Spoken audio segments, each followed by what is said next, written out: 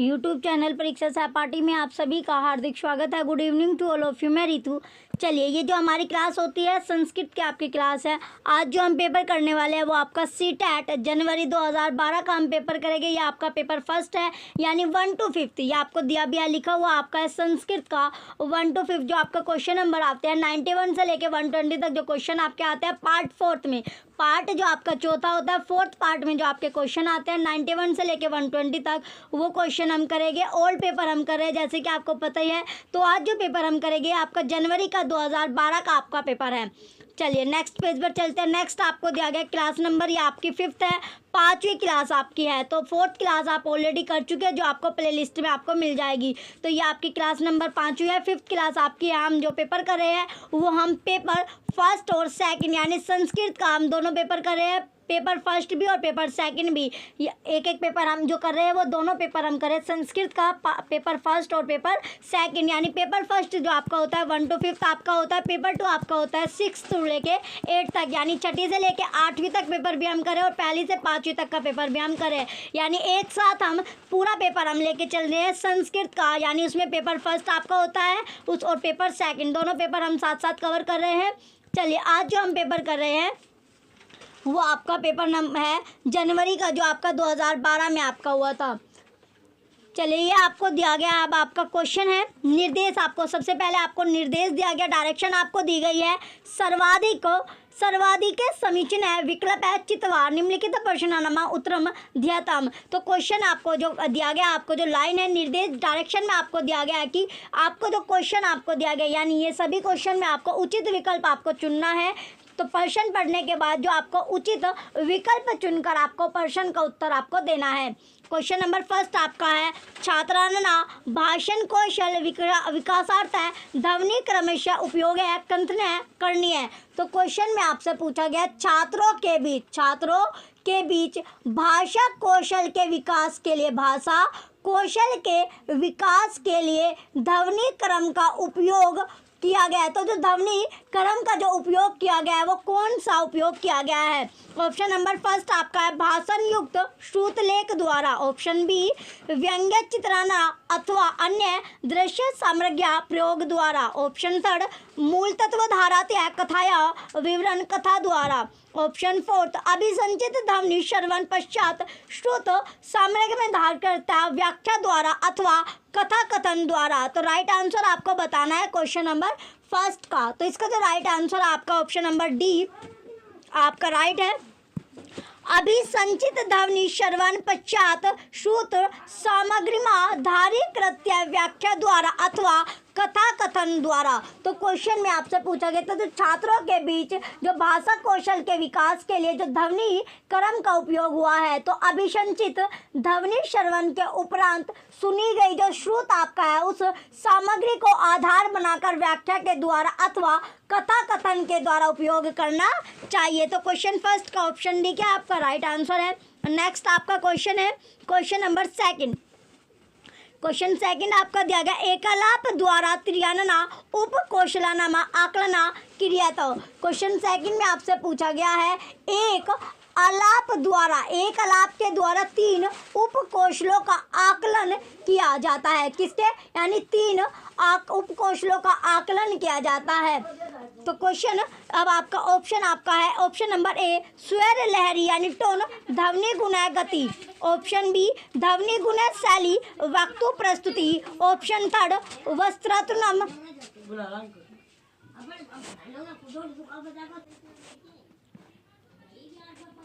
Option number third आपका है वक्तानुनमा स्वर लहरी संदर्भ।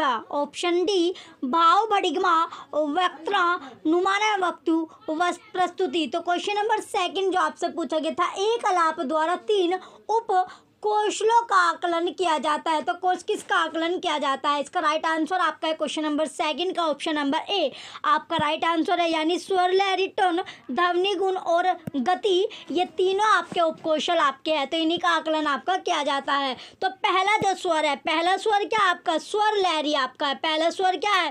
पहला स्वर आपका है स्वर लहरी। पहला जो स्वर है वो आपका स्वर लहरी होता है। दूसरा आपका ध्वनि गुण है। दूसरा क्या आपका ध्वनि गुण है। और तीसरा आपका गति होगा। तीसरा क्या आपका गति होता है, ये आपका तीसरा है। चलिए नेक्स्ट, अब आपका क्वेश्चन है question number third. Question third आपको दिया गया है, भाषा अर्जन दृष्टया अस्माकं परिवेशन अभिप्राय अस्थि। तो क्वेश्चन में आपसे पूछा गया है भाषा अर्जन दृष्टि से भाषा अर्जन दृष्टि से अस्माकं परिवेश का अभिप्राय है। तो अभिप्राय क्या होता है, अभिप्राय आपसे पूछा गया है। तो विकल्प आपको दिए गए, ऑप्शन से देखते हैं। ऑप्शन नंबर फर्स्ट आपका है ए, लक्ष्य भाषाएं प्रयोग न क्रियते। ऑप्शन बी, यदा कदा अनुवादस्य अपि सहाय्येन स्वीक्रियते। ऑप्शन सी, कक्षायां छात्राः अपि सक्रिया भवन्ति। ऑप्शन डी, लक्ष्य भाषा पाठन समये मातृभाषायाः प्रयोग यदा कदा क्रियता। तो राइट आंसर क्या आपका क्वेश्चन नंबर थर्ड का राइट आंसर आपका ऑप्शन नंबर ए है, लक्ष्य भाषाएं प्रयोग न क्रियते, यानी लक्ष्य भाषा का प्रयोग ना करना, क्योंकि जो लक्ष्य भाषा का प्रयोग यहाँ पर अनुचित रहेगा। तो लक्ष्य भाषा का जो प्रयोग है वो क्या रहेगा, यहाँ पर अनुचित आपका रहेगा। नेक्स्ट अब आपका क्वेश्चन है question number fourth. Question fourth आपका दिया गया द्वंद्व समास्य उदाहरणम। तो आपका जो द्वंद्व समास का जो उदाहरण है वो कौन सा है, तो द्वंद्व समास का उदाहरण आपको बताना है। ऑप्शन फर्स्ट, ऑप्शन है आपका है पीताम्बर। ऑप्शन बी, नीलोत्पलम। ऑप्शन सी, रामकृष्ण। ऑप्शन डी, राजपुरुष है। तो राइट आंसर क्या आपका क्वेश्चन फोर्थ का राइट आंसर आपका ऑप्शन सी है, रामकृष्ण। तो द्वंद्व समास का जो उदाहरण होगा वो रामकृष्ण आपका है, रामकृष्ण आपका राइट आंसर होगा। चलिए नेक्स्ट, अब आपका क्वेश्चन है question number fifth. Question fifth आपका दिया गया परिप्रश्नेन अधिगमनेन अभिप्राय अस्ति। क्वेश्चन में आपसे पूछा गया क्वेश्चन नंबर फिफ्थ में परिपर्सन में, परिपर्सन से पर्सन की समस्या का क्या होता है, समाधान, यानी परिपर्सन से जो आपका अधिगम, यानी परिपर्शन से आपसे पूछा गया है तो परिपर्शन अधिगम का अभिप्राय है। तो अधिगम का जो अभिप्राय है वो आपको बताना है। ऑप्शन नंबर फर्स्ट ए, व्याख्या समय सार्थक ध्वनिना उच्चारणम। ऑप्शन बी, प्रश्न समस्याना समाधानेशा प्रयास है। ऑप्शन सी, भाषा शिक्षणार्थ सिद्धांत प्रतिपादनम। ऑप्शन डी, व्यवस्थित रूपेण विषय सामग्री प्रस्तुति। तो राइट आंसर क्या होगा क्वेश्चन नंबर फिफ्थ का राइट आंसर आपका ऑप्शन नंबर बी है, प्रश्न समस्याना समाधानेशा प्रयास है, यानी परिपर्सन से पर्सन की समस्या का क्या होता है, समाधान होता है, समाधान आपसे होता है। तो इससे जो पर्सनगत करते हैं कि मूल बातों की आपको सही जो जानकारी होती है, इंफॉर्मेशन होते हैं वो आपको प्राप्त होती है।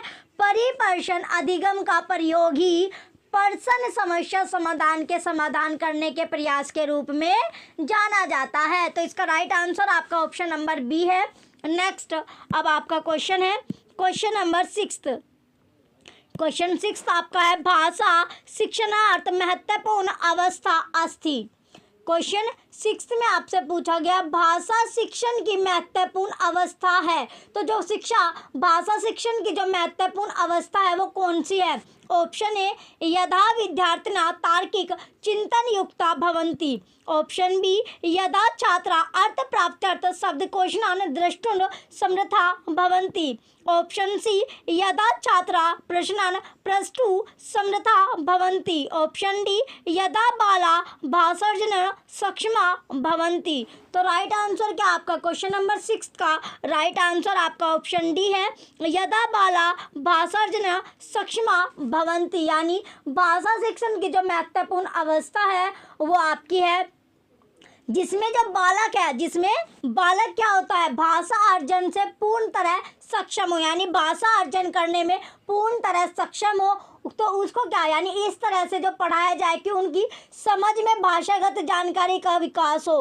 तो जिस तरह यानी पढ़ाया ही उन्हें इस तरह जाए कि उनके अंदर जो भाषागत जानकारी की का हो वो विकास और डेवलप आपका हो, यानी भाषा की जानकारी है उनका क्या हो, डेवलपमेंट उसमें हो। इस तरह उन्हें पढ़ाया जाना चाहिए, उनकी समझ में यानी भाषा की जो जानकारी का जो विकास दिया जाए वो उनकी समझ में आता रहे। तो इसका राइट आंसर आपका ऑप्शन नंबर डी है। नेक्स्ट क्वेश्चन, अब आपका क्वेश्चन नंबर 7, सारांश लेखित में आवश्यक द्वे कौशले स्त्र। तो क्वेश्चन आपसे पूछा गया क्वेश्चन नंबर 7 में, सारांश लेखन के लिए 2 कौशल आवश्यक होते हैं। कितने कौशल? 2 कौशल आवश्यक होते हैं। तो वे दोनों कौशल कौन कौन से हैं? ऑप्शन नंबर ए, स्व शब्द पाठ्य वस्तु न पूर्ण लेखन में। ऑप्शन बी, मुख्य न सामान्य न च बिंदु संज्ञा। ऑप्शन सी, सम्यक लेखने योजकाना प्रयोग है। ऑप्शन डी, शब्दाना स्थाने संकेताना प्रयोग है।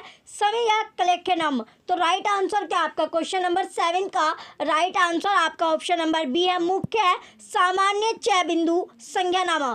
तो जो आपका सारांश लेखन के लिए जो 2 कौशल आवश्यक होते हैं वे आपके कौशल कौन कौन से हैं? सामान्य और प्रमुख बिंदुओं का संज्ञान, सामान्य और प्रमुख बिंदु का संज्ञानम। तो क्वेश्चन नंबर 7 का ऑप्शन नंबर बी राइट है। नेक्स्ट क्वेश्चन, अब आपका क्वेश्चन नंबर 8, यदा छात्रा कालस्य अवधारणा अवगंतु समर्था न भवन्ति तदा उपचारात्मका कार्यत्वेन भविष्यति। क्वेश्चन 8 में आपसे पूछा गया, जब छात्र काल की अवधारणा करने में क्या समर्थ नहीं होते, जब जो छात्र होते हैं वो किसकी अवधारणा यानी काल की जो अवधारणा होती है उसे करने में समर्थ नहीं होते, सक्षम नहीं होते, तथा उपचारात्मक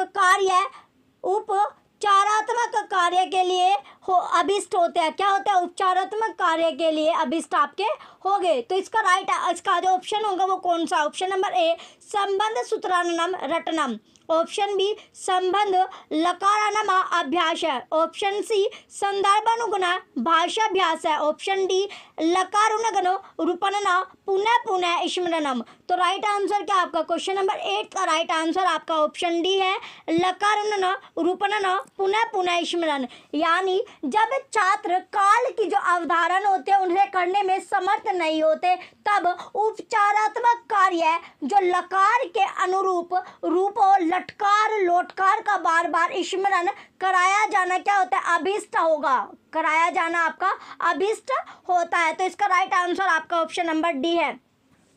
नेक्स्ट अब आपका क्वेश्चन है क्वेश्चन नंबर 9। क्वेश्चन 9 आपको दिया गया, सतत व्यापक मूल्यांकन नार्थगते।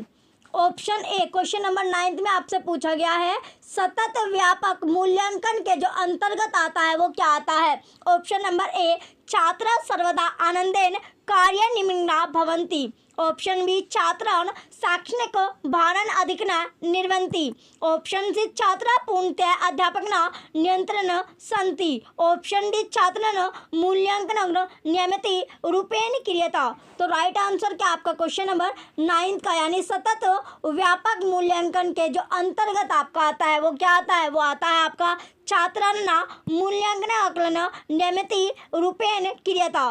तो सतत व्यापक मूल्यांकन के अंतर्गत छात्रों का मूल्यांकन और आकलन नियमित रूप से किया जाता है, क्योंकि जो नियमित रूप से मूल्यांकन करने से छात्रों की व्यापक परख हो जाती है। अगर आपका समय समय पर क्या क्वेश्चन नंबर 9 का ऑप्शन डी आपका राइट है, यानी छात्र जो आपके होते हैं स्टूडेंट होते हैं, क्या होते हैं? स्टूडेंट होते हैं।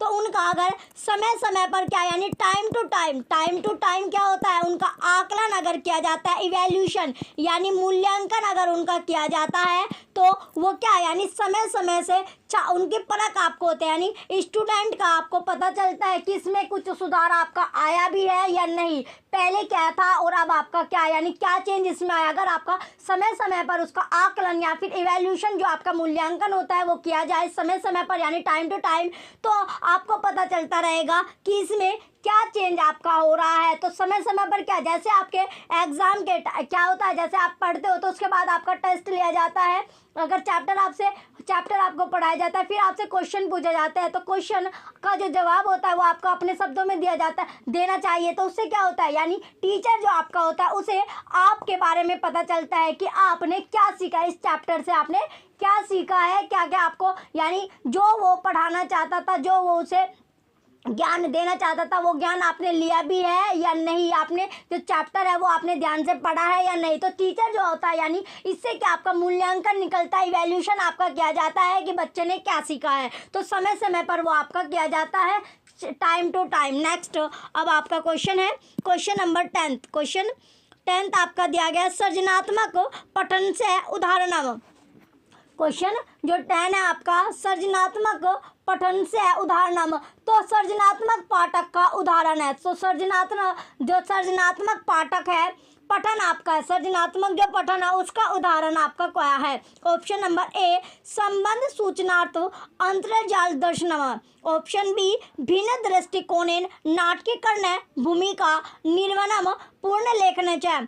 ऑप्शन सी अर्थ प्राप्त्यर्थ वाचनम। ऑप्शन डी परामर्श कार्य ग्रंथालय अधिग्रहण करणीयम। तो राइट आंसर क्या होगा क्वेश्चन नंबर 10 का? राइट आंसर आपका ऑप्शन नंबर बी है, भिन्न दृष्टिकोणेन नाटकीकरण भूमिका निर्वहनम पुनः लेखन च। तो सृजनात्मक पठन का जो उदाहरण है वो आपका है भिन्न दृष्टिकोण से नाटकीकरण को भूमिका का निर्वहन और पुनः लेखन से है।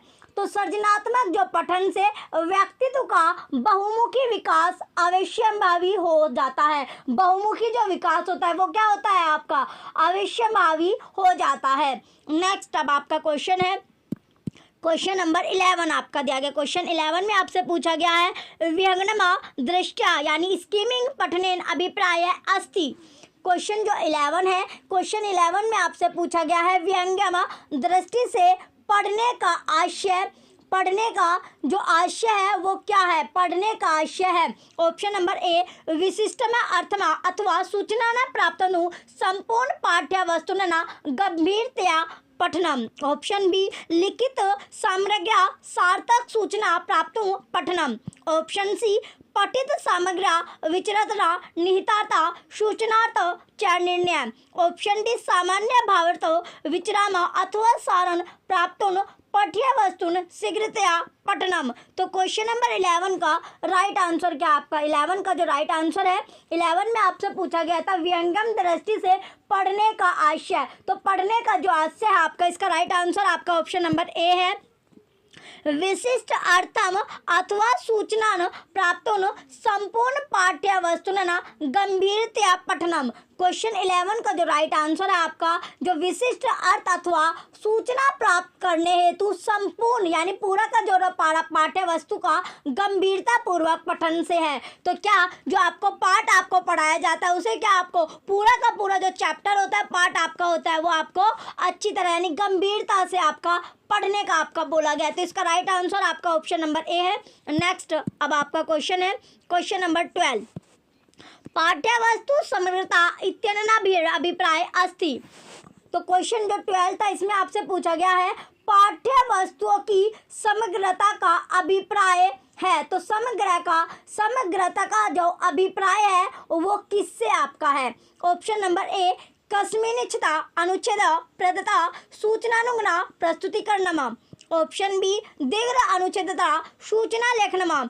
ऑप्शन सी आपका है ऑप्शन नंबर सी विभिन्न अनुच्छेदेषु वाक्येषु वा प्रश्न संबद्धता दर्शित्वा सर्वेषां नामपदानां प्रयोग है। ऑप्शन डी कथा वर्णानुगुण अनुच्छेद व्यवस्था। तो राइट आंसर क्या होगा क्वेश्चन नंबर 12 का? राइट आंसर आपका ऑप्शन नंबर सी है विभिन्न अनुच्छेदेषु वाक्येषु वा प्रश्न संबद्धता दर्शित्वा सर्वेषां नामपदानां प्रयोग है। तो क्वेश्चन 12 में आपसे पूछा गया जो पाठ्य वस्तुओं की समग्रता का जो अभिप्राय है वो आपका विभिन्न अनुच्छेद और वाक्यों के बीच परस्पर संबद्धता, परस्पर क्या इंटर रिलेशन जो आपका परस्पर होता है यानी इंटर रिलेशन संबंध जो आपका इंटर रिलेशन दिखाने के लिए सभी यानी परस्पर संबद्धता दिखाने के लिए सभी नाम पदों का प्रयोग से आपका होता है। तो इसका राइट आंसर आपका ऑप्शन नंबर सी है।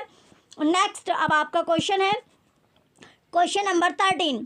क्वेश्चन 13 आपका दिया गया अधिकृत सर्वनाम अभिप्राय अस्ति। क्वेश्चन में आपसे पूछा गया अधिकृत श्रवण का आशय, तो अधिकृत जो श्रवण है उसका जो आशय है वो क्या है? ऑप्शन नंबर ए सा परिस्थिति यदा श्रवण सत्र संपूर्ण कार्य करोति। ऑप्शन बी संभाषण रूपेण अथवा अभी के लेखन रूपेण स्वाभाविक संभाषण श्रवणम। ऑप्शन सी अध्यापक द्वारा उच्चे पठित सामग्र्या अथवा संभाषित सामग्र्या सावधान श्रवणम। ऑप्शन डी विशिष्ट सूचना प्राप्तुम अवधान पूर्वक श्रवणम। तो राइट आंसर क्या होगा आपका क्वेश्चन नंबर 13 का? राइट आंसर आपका ऑप्शन नंबर डी है, विशिष्ट सूचना प्राप्तुम अवधान पूर्वक श्रवणम। तो जो क्वेश्चन में पूछा गया आपका क्वेश्चन नंबर 13 का, तो क्वेश्चन क्या था आपका? अधिकृत श्रवण का आशय क्या है? विशिष्ट सूचना प्राप्त करने हेतु बड़ी सावधानी से श्रवण करना। क्या करना? बड़ी सावधानी से केयरफुली क्या करना था? श्रवण करना था। अवधान पूर्वक श्रवण किसी भी सूचना को सम्यक रूप से ग्रहण करने का सबसे उपयुक्त तरीका होता है। तो इसका राइट आंसर आपका option number C, option number D आपका राइट है। नेक्स्ट अब आपका क्वेश्चन है क्वेश्चन नंबर 14। क्वेश्चन 14 आपका दिया गया लेखना भाषणात्र बिना अस्थि। क्वेश्चन जो 14 है इसमें आपसे पूछा गया है क्वेश्चन में लेखन भाषण से क्या होता है? जो लेखन है वो आपका भाषण से पृथक आपका होता है। क्या होता है? भिन्न यानी पृथक आपका होता है। ऑप्शन नंबर ए लेखने गतिविधि आधारित प्रवाह अधिकन भवन्ति। ऑप्शन बी लेखने व्याकरणात्मक संरचनाएं अधिक संबंध ना भवति। ऑप्शन सी लेखने प्राय मुक्त न भवति। ऑप्शन डी लेखने पुनरावृत्तिया अथवा संक्षेपीकरणस्य न्यूनता भवति। तो जो क्वेश्चन 14 है इसमें आपसे पूछा गया लेखन भाषण से पृथक होता है। तो क्या होता है? पृथक आपका होता है। तो इसका जो राइट आंसर आपका ऑप्शन नंबर डी आपका है। तो लेखने पुनरावृत्ति अथवा संक्षेपीकरणस्य न्यूनता भवति। तो लेखन भाषण से पृथक आपका होता है। ध्यातव्य हो कि लेखने ने जो लेखन है आपका लेखन ने पुनरावृत्ति अथवा संक्षेपीकरण की न्यूनता होती है। भाषण में क्या होता है? पुनरावृत्ति जो लेखन होता है भाषण आपका होता है उसमें पुनरावृत्ति तथा संक्षेपीकरण दोनों की संभावना आपकी रहती है। दोनों की क्या पॉसिबिलिटी रहती है? पुनरावृत्ति की भी और संक्षेपीकरण की भी। नेक्स्ट अब आपका क्वेश्चन है क्वेश्चन नंबर 15। क्वेश्चन 15 आपका दिया गया कश्यामीपि संस्कृत कक्षा न अधिकांशतः संस्कृत प्रयोगिना लाभ भवति। क्वेश्चन 15 आपको दिया गया है किसी जो आपका क्वेश्चन 15 में क्या किसी संस्कृत कक्षा में क्वेश्चन में आपसे पूछा गया किसी संस्कृत कक्षा में अधिकाधिक संस्कृत के प्रयोग से लाभ होता है। तो प्रयोग से लाभ जो होता है वो लाभ आपको बताना है। जो बेनिफिट होता है वो आपको बताना है। तो लाभ क्या होता है?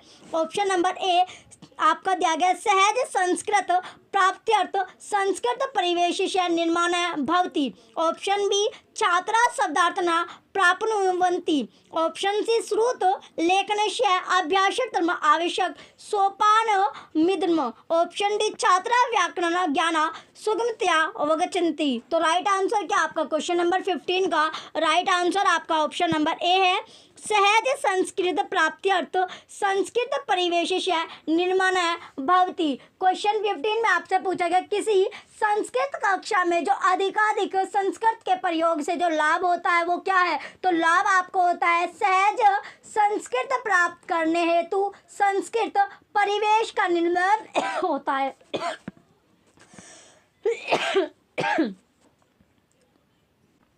तो इसका जो राइट आंसर आपका क्वेश्चन 15 का ऑप्शन है आपका राइट आंसर है। तो लाभ जो था वो आपका सहज संस्कृत प्राप्त करने हेतु परिवेश का निर्माण आपका होता है। तो क्वेश्चन 15 का ऑप्शन है आपका राइट है। चलिए नेक्स्ट अब आपको दिया गया निर्देश आपका है। पहले क्या आपको निर्देश दिया गया है अधोलिखित है श्लोक है पठित्वा तदाधारित प्रश्न संख्या 16 से 21 विकल्प मोकोत्तरेषु समुचितम उत्तरं चित्वा लिखित। यानी अब आपको श्लोक आपको पढ़ना है तो श्लोक आपको ध्यान से आपको पढ़ना है, तो श्लोक से आपके क्वेश्चन बनेंगे, क्वेश्चन नंबर 16 से लेके 21 तक। फिर आपको उचित विकल्प चुनकर अपना जो आंसर है वो आपको लगाना है, यानी उचित विकल्प आपको चुनना है। जो श्लोक आपको दिया गया श्लोक आपका है, येष न विद्या न तपो न दान ज्ञान न शील न गुणो न धर्म ते मृत्युलोके भुवि भारभूता मनु प्रेषु न मर्गा स्वतंत्र। ये आपको दिया गया। अब आपके क्वेश्चन स्टार्ट होता है। क्वेश्चन नंबर 16 आपका है, 16वां क्वेश्चन अब आपका है। क्वेश्चन नंबर 16 है, ते मनुष्य भूमो भार संति। क्वेश्चन में आपसे पूछा गया जो मनुष्य विद्या से क्या है, जो मनुष्य आपका है, क्वेश्चन 16 आपका है। क्वेश्चन 16 में आपसे पूछा गया है जो मनुष्यहीन है, तो जो मनुष्य है, तो इसमें आपको राइट आंसर आपको बताना है। तो ऑप्शन है ये विद्याहीन है, ऑप्शन बी ये ज्ञानीन है, ऑप्शन सी ये परिश्रमशीला, ऑप्शन डी ये दानशीला। तो इसका राइट आंसर क्या आपका क्वेश्चन नंबर 16 का राइट आंसर आपका ऑप्शन ए है, ये विद्याहीन है। तो ऑप्शन है आपका राइट आंसर होगा। तो जो मनुष्य विद्या से हीन है वे पृथ्वी पर भार स्वरूप होते हैं। तो क्वेश्चन में आपसे पूछा गया था जो मनुष्य होता है क्या, जो मनुष्य होता है वो पृथ्वी पर भार स्वरूप होते हैं। तो भार स्वरूप कौन से मनुष्य होते हैं, जो विद्याहीन होते हैं, यानी विद्या से हीन होते हैं, जिन्हें विद्या नहीं मिलती, यानी जिसे विद्या की ज्ञान नहीं है, विद्या उसके पास नहीं है, नॉलेज उसको नहीं है, तो वो क्या होता है, वो मनुष्य भार की तरह आपका रहता है, यानी पृथ्वी पर एक भार की तरह आपका रहता है जो विद्या से हीन होता है। तो विद्यावान जो विद्वान पुरुष सदाचरण कहलाता है, जो विद्वान होते हैं पुरुष वे सदाचरण करता है, इसी तरह से जीवन यापन आपका करता है और वैसे ही भावाचरण के समाज के बीच स्थापना करता है। नेक्स्ट अब आपका क्वेश्चन है क्वेश्चन नंबर 17। आश्मीन श्लोक है भुवि इति पदस्य विशेषण पदमस्ति।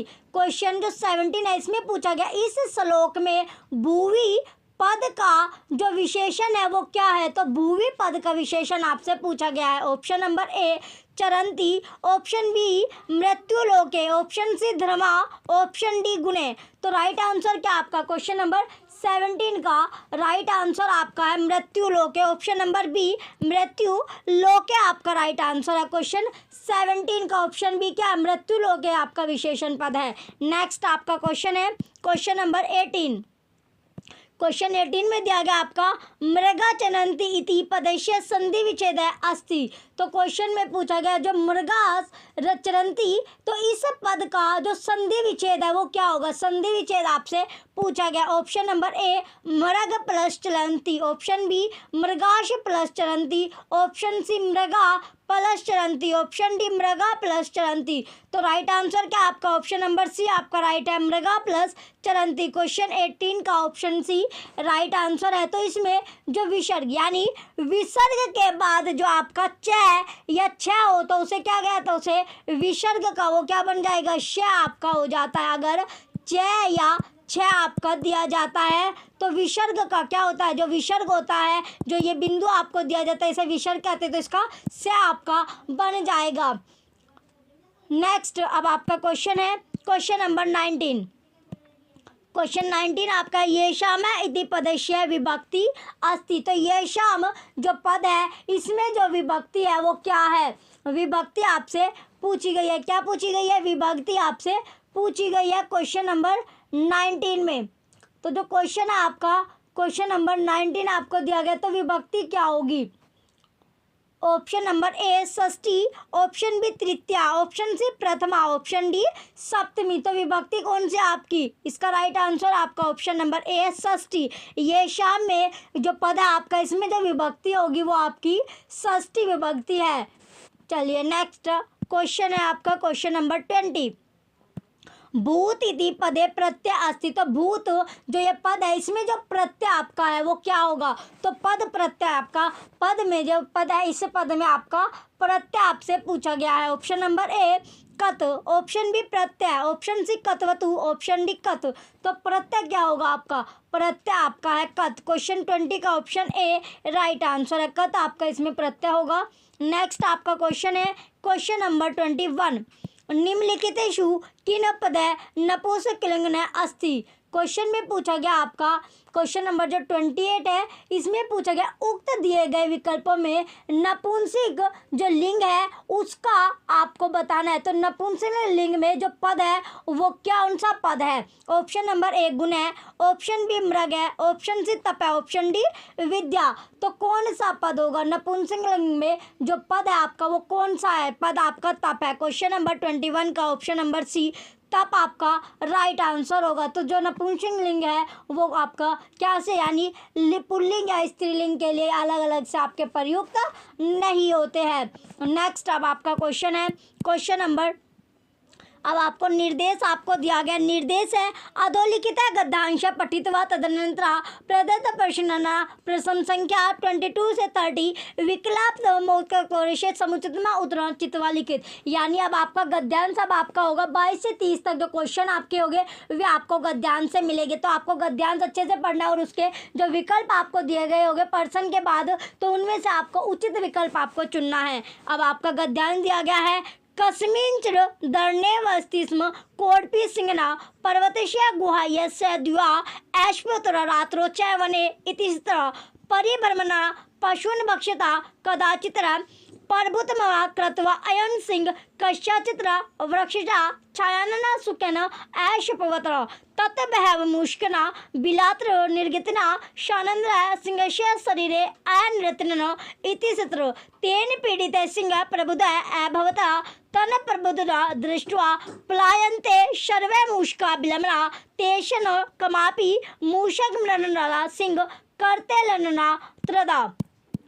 आगे अब आपको दिया गया तदा स मूषक अत्र श्रवणन अवदत् भो महाराज त्वं किल पशुनना राजा प्रसिद्ध त्वं पराक्रम अहम तु क्षुद्र जंतु मम अपराधना ताव्रता श्रम सर्व मम जहि मयि दरण कुरु कदाचित् न करिष्यामि तव सहायम इति एतद् तस्य आत्मवचन श्रुत्वा सिंह तमुंचत्र। ये आपको दिया गया, ये आपका गद्यांश खत्म होगा। अब आपको 22 से 30 तक जो क्वेश्चन होंगे वो आपको गद्यांश से ही मिलेंगे। अगर आपने गद्यांश ध्यान से पढ़ा होगा तो आप जो आंसर है आपका जो उचित यानी जो आपका आंसर होता है वो आप चुन लोगे अगर पैसेज आपने ध्यान से पढ़ा होगा। क्वेश्चन नंबर 22 आपको दिया गया मूषका कुत्र निर्गच्छन्ति शम। क्वेश्चन में पूछा गया मूषक जो आपका मूषक है वो बिल से निकलकर कहाँ से बिल जो मूषक है वो डैश से निकलकर मूषक जो है आपका मूषक किससे निकलकर आनंद पूर्वक सिंह के सिर पर क्या करता है नृत्य आपका करने लगेगा। तो ऑप्शन नंबर ए आपका है बिलात, ऑप्शन बी गुआत, ऑप्शन सी वनात, ऑप्शन डी वृक्ष मूलात। तो राइट आंसर क्या आपका ऑप्शन नंबर ए बिलात। जो मूषक होता है चूहा आपका होता है वो बिल से निकलकर आनंद पूर्वक सिंह के शरीर पर नृत्य करने लगा। किसके शरीर पर?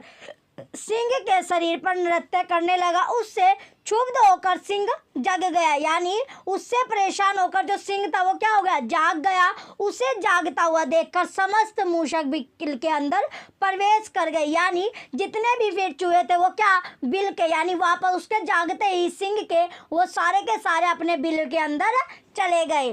नेक्स्ट अब आपका क्वेश्चन है क्वेश्चन नंबर 23। क्वेश्चन 23 में आपका दिया गया मूषका कुत्र नृत्यन्ति स्म। तो मूषका जो था आपका वो कहाँ से यानी मूषका जो था वो नर्तन कर रहे थे। क्या कर रहे थे? नृत्य कर रहे थे। तो कहाँ पर नृत्य कर रहे थे?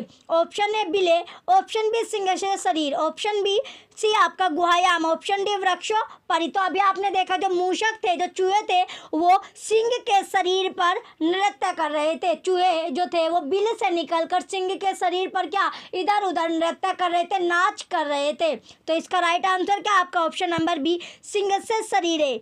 तो जो मूषक थे वो अपने बिल से निकलकर सिंह के शरीर पर इधर उधर नृत्य कर रहे थे, नर्तन कर रहे थे या फिर नाच रहे थे।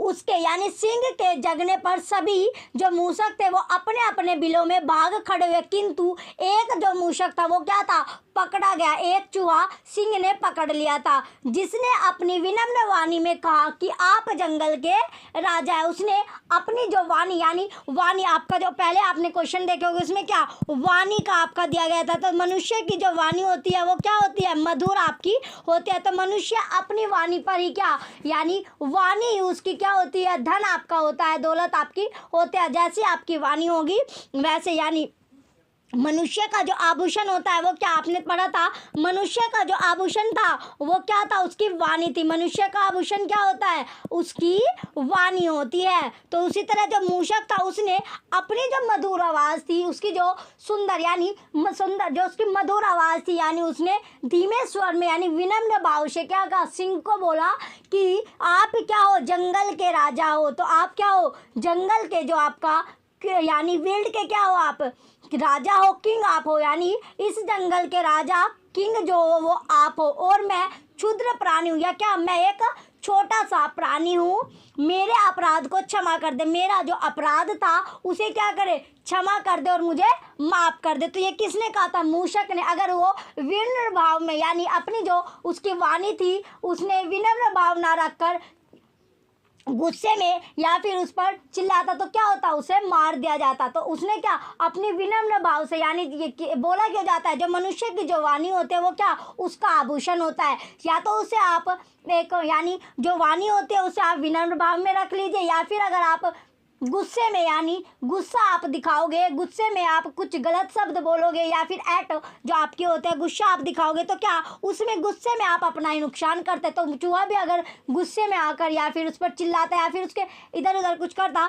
तो क्या वो मारा जाता। तो सिंह क्या करता, उसे मार देता। लेकिन उसने क्या फिर उसे छोड़ दिया। उसने अपना जो अपराध था वो उसने उसके लिए क्या मांगी, क्षमा मांगी कि मैं एक क्षुद्र प्राणी हूँ, मुझे क्या करे, मेरे अपराध के लिए आप मुझे क्षमा कर दे। तो इसका राइट आंसर आपका ऑप्शन नंबर बी है। चलिए नेक्स्ट, अब आपका क्वेश्चन है क्वेश्चन नंबर 24। सिंह एक मूषक है केन अग्रहात्र। तो जो सिंह था उसने सारे, जो सिंह था, सिंह ने क्या किया, सिंह ने सुनो सारे भागते हुए मूषकों के बीच एक को क्या किया था, पकड़ लिया था। एक को क्या किया था, एक को पकड़ लिया था। ऑप्शन नंबर ए पादेन, ऑप्शन बी बाहुबलेन, ऑप्शन सी कृतलेन, ऑप्शन डी दंडेन।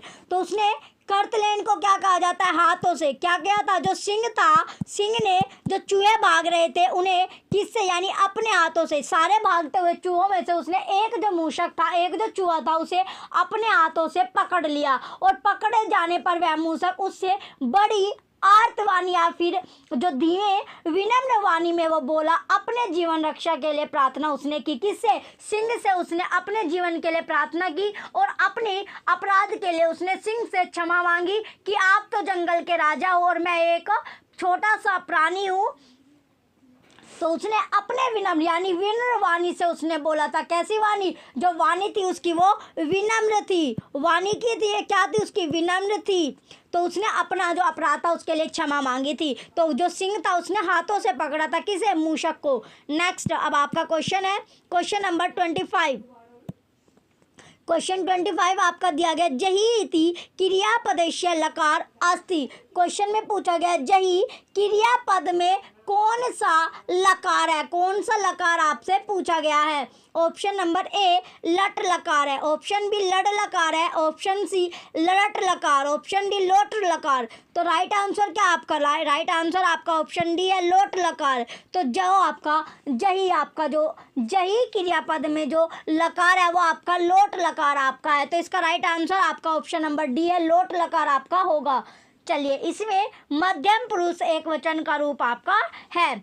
नेक्स्ट, अब आपका क्वेश्चन है क्वेश्चन नंबर 26। क्वेश्चन दिया गया आपका, कश्मीर छेदन पदस्य संधि विच्छेद अस्ति। तो जो आपका कश्मीर छेदन पद का संधि विच्छेद आपसे पूछा गया। ऑप्शन नंबर ए कश्मीर चित्र प्लस अर्ण्य, ऑप्शन बी कश्मीर चित्र प्लस अर्ण्य, ऑप्शन सी कश्मीर प्लस चित्र प्लस रण्य, ऑप्शन डी कश्मीर प्लस अर्ण्य। तो राइट आंसर क्या आपका, राइट आंसर आपका ऑप्शन नंबर बी है, कश्मीर चित्र प्लस अर्ण्य। क्वेश्चन 26 का ऑप्शन बी राइट आंसर आपका है। नेक्स्ट, अब आपका क्वेश्चन होगा क्वेश्चन नंबर 27। क्वेश्चन 27 में आपसे पूछा गया माए इति पदे विभक्ति अस्ति। तो माए इस पद में जो आपका माए पद जो आपका इसमें जो विभक्ति है वो कौन सी है? ऑप्शन नंबर ए तृतीया, ऑप्शन बी सप्तमी, ऑप्शन सी पंचमी, ऑप्शन डी संबोधनम। तो विभक्ति कौन सी होगी? विभक्ति जो आपकी है वो आपकी सप्तमी विभक्ति है। कौन सी विभक्ति? सप्तमी। क्वेश्चन नंबर 27 का ऑप्शन बी सप्तमी विभक्ति आपकी होगी। तो मई अश्मद, मई अश्मद पद का रूप आपका है। मई क्या है? अश्मद पद का रूप आपका है। इसका सप्तमी विभक्ति का रूप क्या है? मई अव्यो अश्मायु आपका होगा। नेक्स्ट अब आपका क्वेश्चन है क्वेश्चन नंबर 28, सिंह केन पीड़ित है आशित। क्वेश्चन में आपसे पूछा गया है सिंह जो है आपका क्वेश्चन 28 में आपसे पूछा गया है। क्वेश्चन नंबर 28 आपका दिया गया सिंह है, केन है, पीड़ित है, आशित। तो इसमें आपसे पूछा गया जो सिंह है आपका है सिंह मूषक के नृत्य से क्या हुआ था? सिंह जो था वो किसके? सिंह पीड़ित हुआ था। सिंह जो था पीड़ित या दुखी हुआ था। तो कैसे सिंह जो था वो पीड़ित हुआ था? ऑप्शन नंबर ए मुस्कानन नृत्यन, ऑप्शन बी धावनेन, ऑप्शन सी मूस्केन, ऑप्शन डी बुभुक्षा। तो जो सिंह था वो किससे पीड़ित हुआ था? सिंह जो था वो आपका मूषक के नृत्य से आपका पीड़ित हुआ था। तो इसका राइट आंसर क्या आपका? ऑप्शन नंबर ए मूषकानना नृत्यना। तो सिंह मूषक के नृत्य से पीड़ित या दुखी हुआ था। सिंह क्या था? सो रहा था। उसकी गहरी निद्रा के बीच मूषक अपने अपने बिल से निकलकर उसके जो शरीर है उस पर उछल कूद करने लगे, जिससे उसकी निद्रा में क्या हुई? बाधा पहुंची थी। तो इसका राइट आंसर आपका ऑप्शन नंबर ए है। नेक्स्ट अब आपका क्वेश्चन है क्वेश्चन नंबर 29, निर्गत्या इति पदे प्रत्यय। तो जो क्वेश्चन है आपका 29, क्वेश्चन नंबर 29 आपका दिया गया है। तो क्वेश्चन जो था आपका 29 इसमें पूछा गया आपका क्वेश्चन में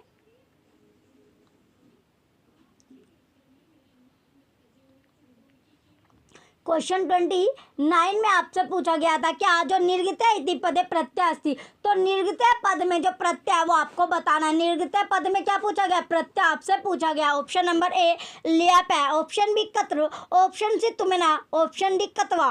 तो राइट आंसर क्या आपका? राइट आंसर आपका ऑप्शन नंबर ए है ल्यप है। तो निर्गत्या पद में जो प्रत्यय आपका वो ल्यप आपका है। ल्यप हमेशा क्या होता है? उपसर्ग युक्त आपका होता है। जो ल्यप आपका है ये हमेशा क्या होता है? यानी ये हमेशा या फिर ऑलवेज, ऑलवेज क्या रहेगा? ऑलवेज जो आपका होता है ऑलवेज ये आपका रहेगा उपयुक्त, उपसर्ग आपका उपसर्ग युक्त आपका रहता है। क्या रहता है? उपसर्ग युक्त आपका होगा।